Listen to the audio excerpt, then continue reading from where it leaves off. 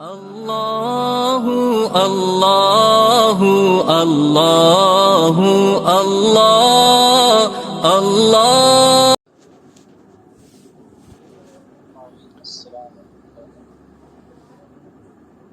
إن الحمد لله نحمده ونستعينه ونستغفره ونعوذ بالله من شرور أنفسنا ومن سيئات أعمالنا من يهده الله فلا مضل له ومن يضلل فلا هادي له وأشهد أن لا إله إلا الله وحده لا شريك له وأشهد أن محمدا عبده ورسوله أما بعد فإن خير الحديث كتاب الله وخير الهدي هدي محمد صلى الله عليه وسلم وشر الأمور محدثاتها وكل محدثة بدعة وكل بدعة ضلالة وكل ضلالة في النار. فقد قال الله تبارك وتعالى في محكم تنزيله بعد أعوذ بالله السميع العليم من الشيطان الرجيم بسم الله الرحمن الرحيم إن الشرك لظلم عظيم. محترم حاضرین، سامعین و سامعات، ناظرین و ناظرات، اللہ رب العالمین کا شکر اور اس کا احسان ہے کہ اس نے ہمیں اور آپ کو اپنی توحید کا علم سیکھنے کے لیے ایک جگہ جمع فرمایا. اللہ تعالیٰ سے دعا ہے کہ اللہ تعالیٰ ہمیں علم سیکھنے، اس کے مطابق عمل کرنے، اس کی دعوت عام کرنے اور اس کے راستے میں آنے والی مصیبتوں پر صبر کرنے کی توفیق نصیب فرمائے. کل تک کے درس میں آپ کے سامنے شرک کے تعلق سے گفتگو ہو رہی تھی. شرک کا لغوی معنی اور اس کا اصطلاحی معنی بیان کیا جا چکا تھا، اور اسی طریقے سے توحید کے مقابلے میں شرک کے جو اقسام ہیں، ایک شرک عام ہے، ایک شرک خاص ہے. عام سے کیا مطلب ہے، خاص سے کیا مطلب ہے، یہ ساری گفتگو آپ کے سامنے ہو چکی تھی. پھر بات آئی تھی کہ شرک کے دو قسمیں ہیں بنیادی طور پہ، شرک اکبر اور شرک اصغر. شرک اکبر کی تعریف آپ کے سامنے ہو چکی تھی، اور شرک اکبر کے 4 اقسام ہیں، جن میں سے 2 قسموں کا تذکرہ آپ کے سامنے کیا جا چکا تھا. پہلی قسم کون سی ہے، کوئی بتا سکتا ہے؟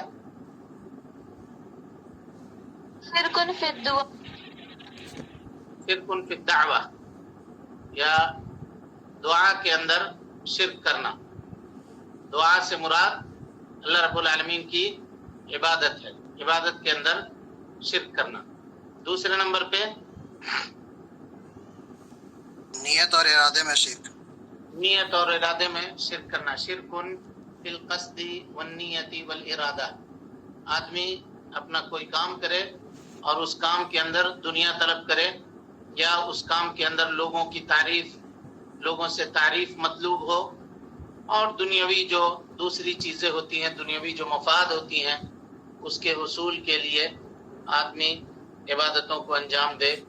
یہ شرک فی النیت والارادۃ والقصد اس کو کہا جاتا ہے. یہ دوسری قسم ہے. ان دونوں کی دلیل آپ کے سامنے آ چکی تھی، اور اس پر گفتگو بھی کیا جا چکا تھا، مثالیں بھی دی گئی تھی. تیسری قسم ہے شرک کی، شرک اکبر کی. شرک فی الطاعہ، اطاعت اور فرما برداری میں شرک کرنا.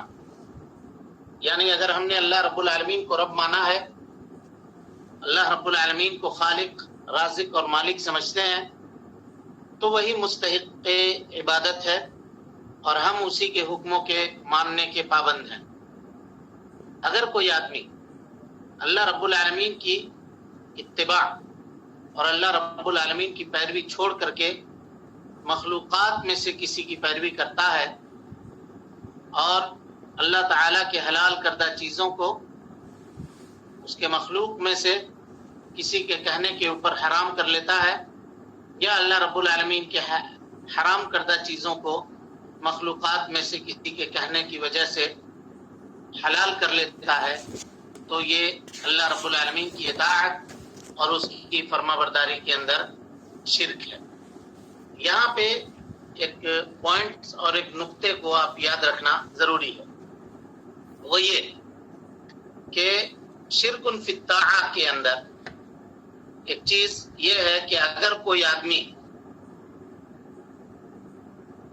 یہ جانتا ہے کہ یہ کام جو ہم کر رہے ہیں اس کام کو اللہ رب العالمین نے ناجائز کیا ہے، یہ کام درست نہیں ہے، باوجود اس کے کسی دوسرے شخص کے کہنے کے اوپر وہ آدمی اس کام کو جائز سمجھتا ہے اور اس کو انجام دیتا ہے، تب یعنی علم اس کا ہونا چاہیے۔ اگر اس شخص کے پاس اس کا علم نہیں ہے بالکل اور اس کو بتایا ہی گیا ہے ویسے ہی، تو وہ آدمی پھر شرک کے اندر نہیں آئے گا، بلکہ اس کو جب تک ہم دعوت نہ دیں اور اس کے سامنے اس کے اعمال کی وضاحت نہ کریں تب تک اس کے اوپر حکم نہیں لگا سکتے، ہم حکم نہیں لگا سکتے۔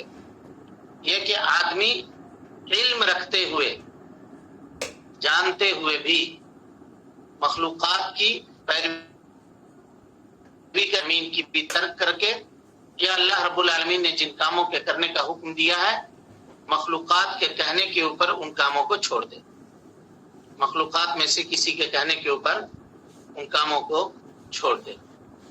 اس شرک کے اوپر اللہ رب العالمین کا یہ قول دلیل ہے۔ اللہ تعالیٰ فرماتا ہے سورہ توبہ آیت نمبر 31 میں، اتخذوا احبارهم ورهبانهم اربابا من دون اللہ، ان لوگوں نے اپنے احبار کو، اپنے رہبان کو، احبار یہودی کے بڑے عالم کو کہتے ہیں اور رہبان عیسائیوں کے بڑے عالموں کو کہا جاتا ہے، تو یہود و نصارہ نے اپنے عالموں کے کہنے کے اوپر کیا کیا؟ اپنے عالموں کو اپنا رب بنا لیا۔ یہود و نصارہ نے اپنے عالموں کو اپنا رب بنا لیا۔ سائل نے سوال کیا نبی صلی اللہ علیہ وسلم سے کہ اللہ کے رسول صلی اللہ علیہ وسلم، قرآن مجید میں یہ آیت ہے اتخذوا احبارهم ورهبانهم اربابا من دون اللہ، تو ہم لوگوں نے کبھی بھی اپنے مولویوں کی یا اپنے عالموں کی عبادت نہیں کی ہے، ہم اس کو معبود نہیں سمجھتے ہیں، ہم اس کو عبادت کا مستحق نہیں سمجھتے ہیں۔ پھر قرآن میں یہ آیت کیوں نازل ہوئی؟ تو اللہ کے نبی جناب محمد رسول اللہ صلی اللہ علیہ وسلم نے اس کی وضاحت فرمائی۔ آپ صلی اللہ علیہ وسلم نے کہا کہ کیا تم لوگ ایسا نہیں کرتے تھے کہ اللہ رب العالمین نے توریت کے اندر کوئی حکم نازل فرمایا ہے، تم اس حکم کو چھوڑ کر کے، اللہ تعالیٰ کے حکم کو ترک کر کے اپنے یا اپنے جیسے مولویوں کی باتوں کے اوپر عمل کر لیتے تھے؟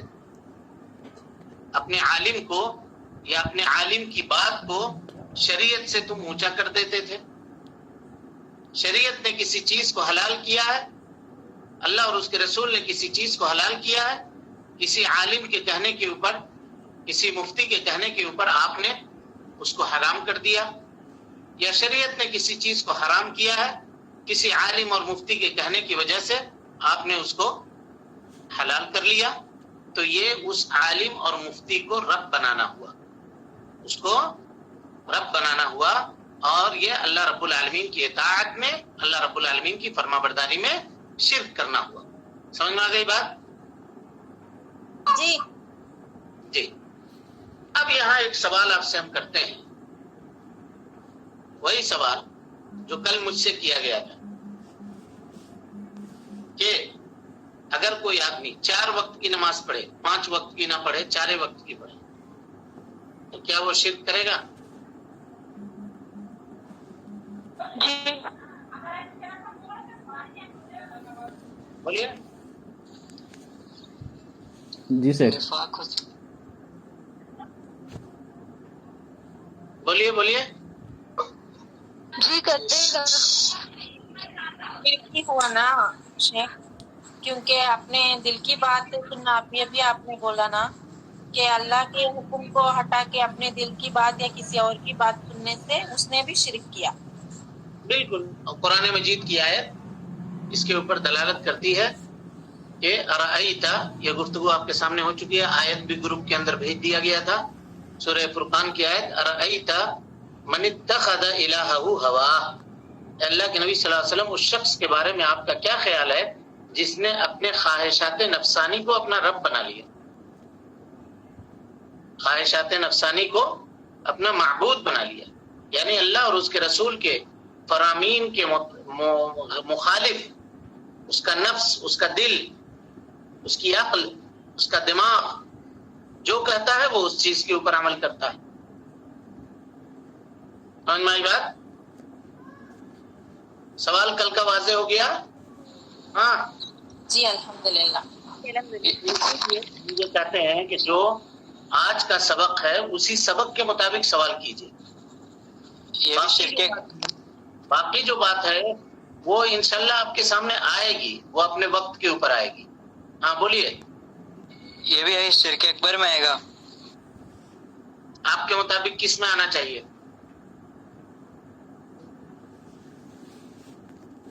نہیں، وہ تسخیر مند نے چھٹویں سے پوچھے تھے تو وہ بولتے شرک اصغر تھا اس بارے میں۔ کیسے؟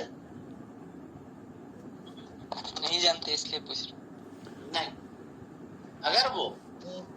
اگر وہ یہ مانتا ہے، ابھی اس کی اور تفصیل آپ کے سامنے شرک اصغر جب آپ پڑھیے گا انشاءاللہ آج ہی کے درس میں، اللہ تعالیٰ وقت میں برکت دے، اگر اس میں ہم پڑھیں گے تب شرک اصغر کے بارے میں خلاصہ آپ کے سامنے ہوگا، ہے نا؟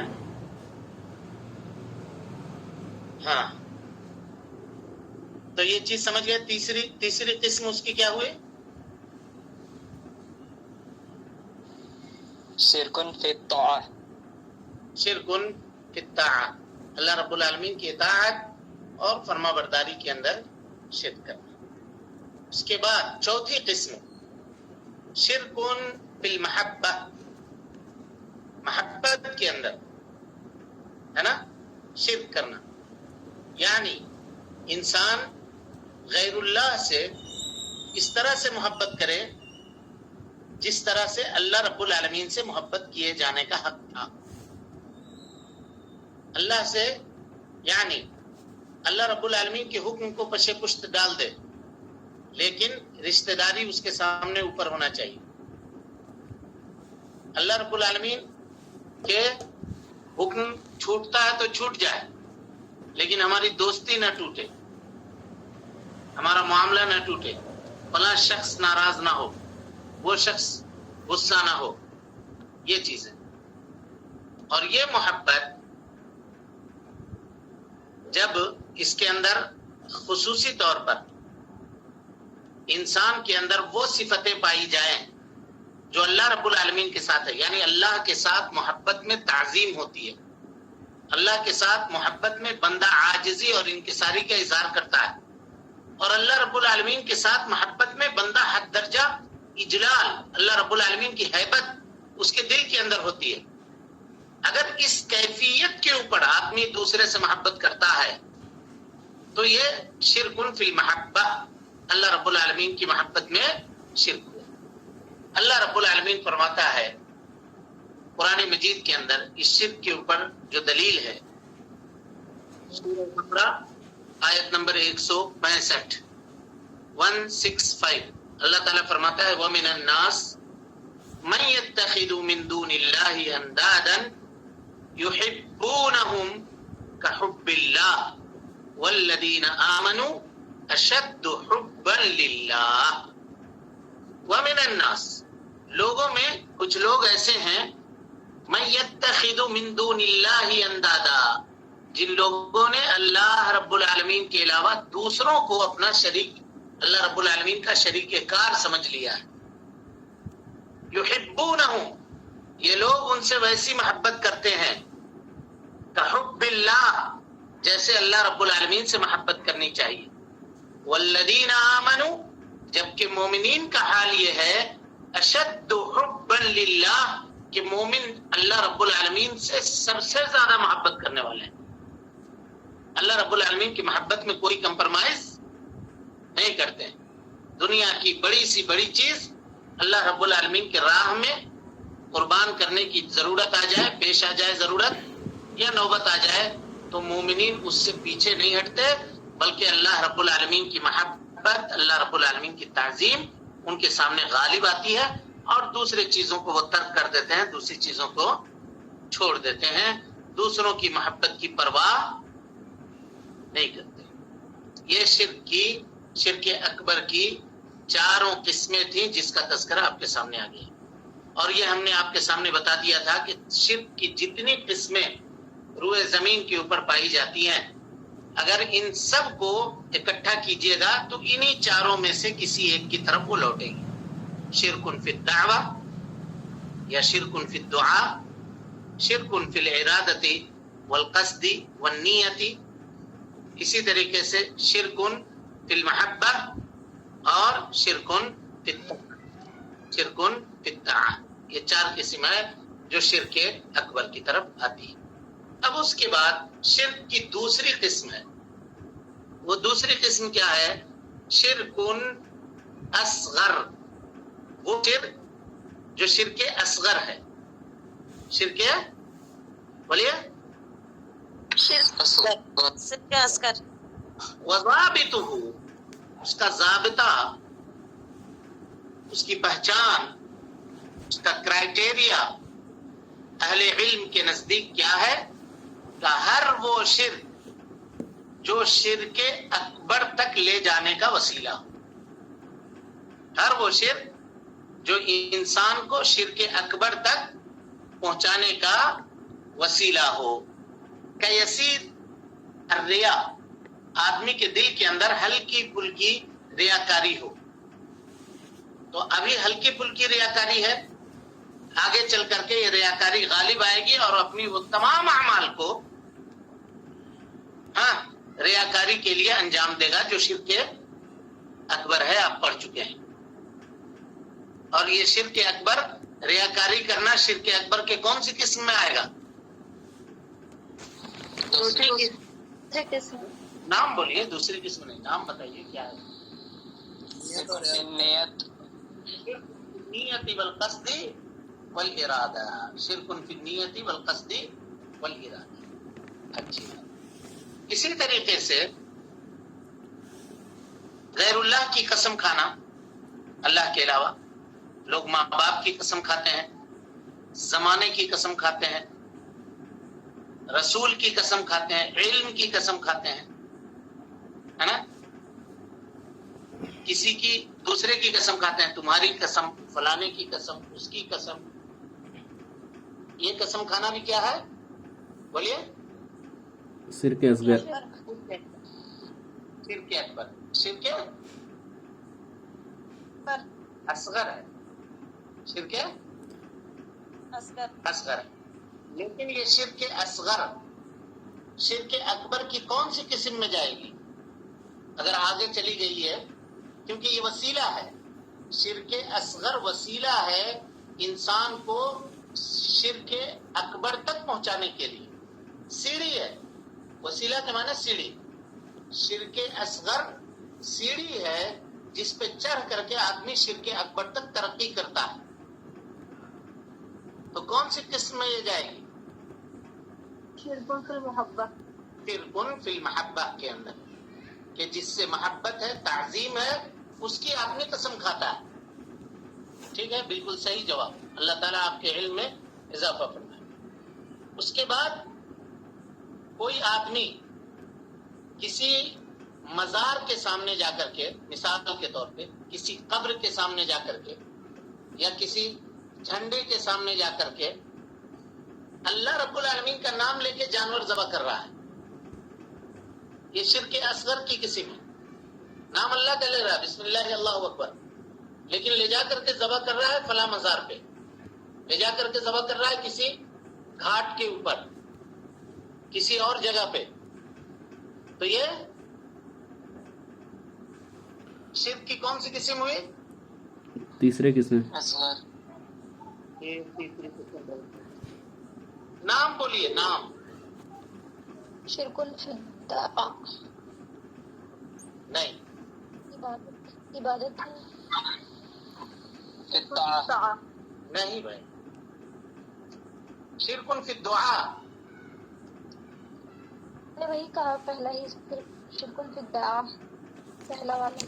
شرک فی الدعوہ یا شرک فی الدعاء، کیونکہ دعا یہ عبادت سے متعلق ہے.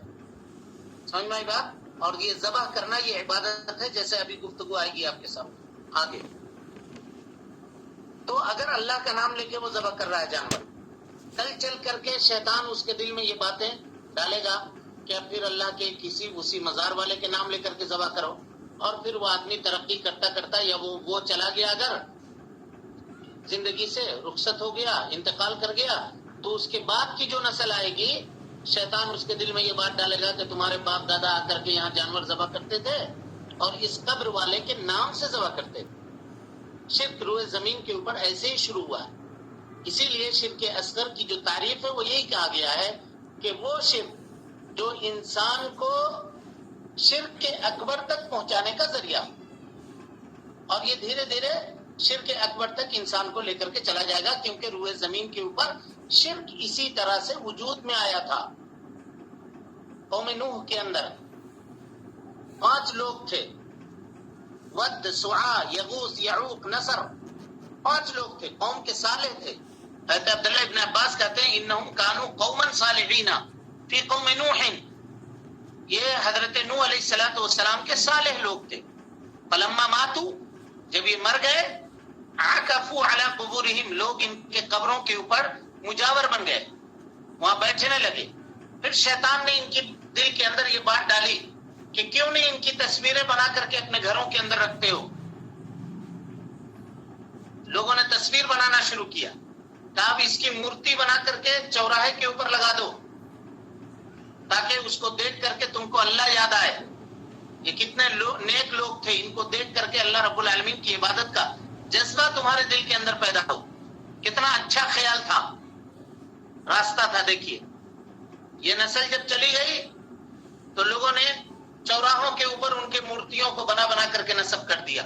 بت پرستی کی آغاز کا ذکر آپ کے سامنے کر رہا ہوں۔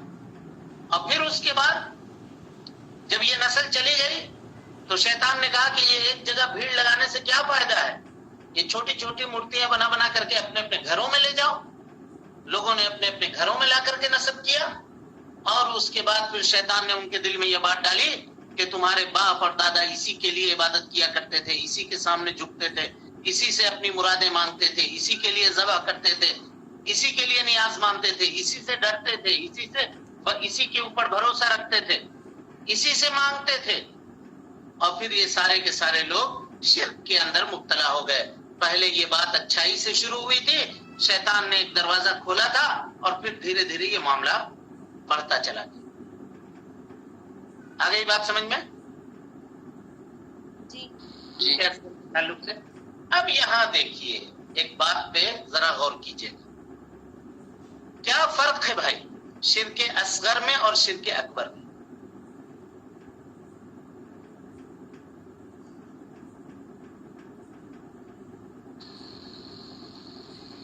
شرک اکبر سے اسلام سے خارج ہو جاتا، اور شرک اصغر سے خارج ہونے تک پہنچ جانے کا ڈر ہے۔ شرک اکبر میں انسان ہمیشہ کے لیے جہنم میں رہے گا، لیکن شرک اصغر میں وہ نکل جا سکتا ہے۔ یہ کہیں پڑھے ہیں یا اپنے من سے کریں؟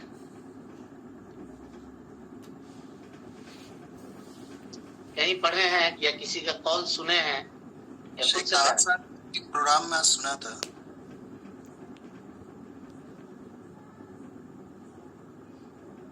کیا تھا اس میں؟ کہ شرک اکبر میں انسان ہمیشہ کے لیے جہنم میں رہے گا، لیکن شرک اصغر میں وہ نکل جائے گا۔ کچھ علماء یہ کہتے ہیں، یہ جو بات ہے جو آپ نے کہی، اکثر علماء یہ کہتے ہیں کہ شرک کی یہ دونوں قسمیں، چاہے اصغر ہو یا اکبر ہو، یہ معاف نہیں ہوگی۔ اگر آدمی توبہ کر کے بغیر توبہ کے مر گیا تو یہ دونوں قسمیں معاف نہیں ہوگی۔ اب دلیل کیا ہے اس پہ؟ تو کہتے ہیں وہی دلیل ہے جو اللہ رب العالمین نے شرک کے اوپر قرآن مجید میں دی ہے، ان اللہ لا یغفر ان یشرک بہ ویغفر ما دون ذلک لمن یشاء۔ یہاں پہ اللہ تعالیٰ نے شرک اصغر اور شرک اکبر میں کوئی فرق نہیں کیا ہے۔ ہمارا معاملہ یہ ہے کہ ہم اگر جانتے ہیں کوئی چلو بھائی شرک اصغر ہے تو ہم اس کو سمجھتے ہیں کمتر ہے، تھوڑا ہے، چل جائے گا، اتنا چلے گا، نہیں چلے گا۔ نہیں چلے گا. شیخ الاسلام ابن تیمیہ رحمۃ اللہ علیہ کہتے ہیں کہ وعید کی جو آیتیں ہیں قرآن مجید کے اندر یا احادیث میں جن کے اندر اللہ رب العالمین نے تھریٹ کیا ہے بندوں کو، اس کو ویسے ہی رکھو، اس کی تعویل مت کرو. تو ہم بہت جلد یہ تفریق کی وجہ سے، یہ تفریق جو علماء نے کیا ہے، یہ تفریق کی وجہ سے بہت جلد یہ فیصلہ کرتے ہیں کہ چلو یہ شرک اصغر ہے، معاف ہو جائے. لیکن علماء کی ایک بڑی تعداد ہے جو یہ کہتی ہے کہ نہیں، شرک بے انواع اپنے دونوں قسموں کے ساتھ یہ معاف ہونے والی نہیں. اور چلیے اگر 99% یہ امید ہے کہ معاف ہو جائے گا، 1% بھی اگر امید ہے کہ معاف نہیں ہوگا، تو یہ رسک کون لے گا؟ کسی کے اندر طاقت ہے کہ وہ یہ رسک لے؟ نہیں بولیے. نہیں نہیں. یہ بات ہم اس کی وضاحت ہم آپ کے سامنے اس وجہ سے کر رہے ہیں کہ لوگ عام طور پہ شرک اصغر، شرک اکبر اگر سمجھ جاتے ہیں شرک اصغر، شرک اصغر ہے تو اس کے ساتھ شرک لگا ہوا ہے. یہ تو دیکھیے شرک لگا ہوا ہے، اور ہو نہ ہو یہ وسیلہ ہے شرک اکبر تک پہنچانے کا. اور جو حکم وسیلے کا ہوتا ہے وہی حکم اس کا ہوتا ہے جو اس کا اصل ہوتا ہے. سمجھ میں آ رہی بات؟ جی جی آ رہی ہے. تو اسی لیے مومن کے اوپر یہ واجب ہے کہ شرک کے دونوں قسموں سے بالکل اس طرح سے ڈرے جیسے شیر کو دیکھ کر کے ڈرتا ہے، اور اس سے بھی زیادہ. کہیں اگر شرک کے مظاہر ہو رہے ہوں تو سمجھے کہ ہمارے سامنے کوئی شیر کھڑا ہے، اور اپنے ایمان کو بچاتے ہوئے بالکل ویسے ہی بھاگے جیسے کسی شیر کو سے اپنی جان بچاتے ہوئے وہ بھاگتا ہے، پوری طاقت اور پوری قوت جھونک دیتا ہے، صرف کر دیتا ہے شرک سے بچنے کے لیے. آ گئی بات سمجھ میں؟ جی جی آ گئی. اب دیکھیے شرک اپنے ان دونوں قسموں کے ساتھ، شرک اصغر، شرک اکبر اور شرک اکبر کی 4 قسمیں جو آپ کے سامنے بیان. یہ سب سے بڑی برائی ہے روئے زمین کے اوپر جس سے اللہ رب العالمین نے ہم کو اور آپ کو منع کیا ہے. جیسے توحید اپنے تمام قسموں کے ساتھ، توحید ربوبیت، توحید الوہیت، توحید اسماء و صفات، ان تمام قسموں کے ساتھ روئے زمین کے اوپر پائی جانے والی سب سے بڑی اچھائی ہے جس کا حکم اللہ رب العالمین نے ہم کو اور آپ کو دیا ہے. جس کے دل میں ایمان ہے اور اگر وہ گناہ کبیرہ کا مرتکب ہے تو اللہ رب العالمین کی مشیت کے اوپر مرتا ہے. اللہ تعالیٰ چاہے گا تو اس کو معاف کر دے گا، چاہے گا تو اس کو عذاب دے گا. لیکن اگر وہ مشرک نہیں ہے، شرک نہیں کرتا ہے، تو ایک مدت تک جہنم میں رہنے کے باوجود بعد بھی اللہ تعالیٰ اس کو جہنم سے ایک نہ ایک دن اس کے گناہوں کی سزا کاٹ لینے کے بعد اس کو باہر نکال دے گا اور جنت میں داخل کرے گا. یہ توحید کی برکت سے ہو. لیکن اگر بندے کے دل میں شرک ہے کہیں بھی، تو اللہ رب العالمین نے وعید کی جو آیتیں نازل فرمائی ہے غور کیجیے. وَمَن يُشْرِكْ بِاللَّهِ فَقَدِ افْتَرَىٰ إِثْمًا عَظِيمًا، کہا جس نے شرک کیا اس نے اللہ کے اوپر بڑا بہتان باندھا ہے،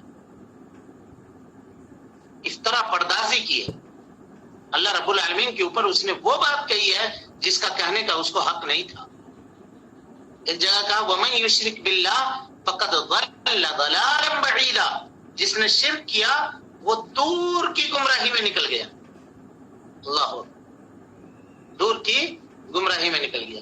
ایک جگہ اللہ رب العالمین نے فرمایا انہ من یشرک باللہ فقد حرم اللہ علیہ الجنہ، جس نے شرک کیا اللہ رب العالمین نے اس کے اوپر جنت کو حرام قرار دیا. ومأواہ النار، ٹھکانہ اس کا جہنم ہے. وما للظالمین من انصار. اسی طریقے سے نبی صلی اللہ علیہ وسلم سے پوچھا گیا ای الذنب اعظم، اے اللہ کے نبی صلی اللہ علیہ وسلم گناہوں میں سب سے بڑا گناہ کون سا ہے؟ آپ نے فرمایا ان تجعل للہ ندا وهو خلق، کہ تم اللہ رب العالمین کے ساتھ کسی کو شریک ٹھہراؤ اس حال میں کہ اللہ نے تم کو پیدا کیا ہے. اللہ نے تم کو پیدا کیا ہے اور تم اللہ رب العالمین کے ساتھ اس کی عبادت میں کسی دوسرے کو شریک ٹھہراتے. اسی طریقے سے اللہ رب العالمین نے اللہ کے نبی جناب محمد رسول اللہ صلی اللہ علیہ وسلم نے فرمایا، متفق علیہ روایت ہے، اعبدوا اللہ، لوگو اللہ کی عبادت کرو، ولا تشرکوا بہ شیئا، اللہ رب العالمین کے ساتھ کسی کو شریک مت ٹھہراؤ۔ چلیے، یہ شرک کے تعلق سے جو گفتگو تھی وہ ہو گئی، درس کا وقت بھی ہو گیا میرے خیال سے۔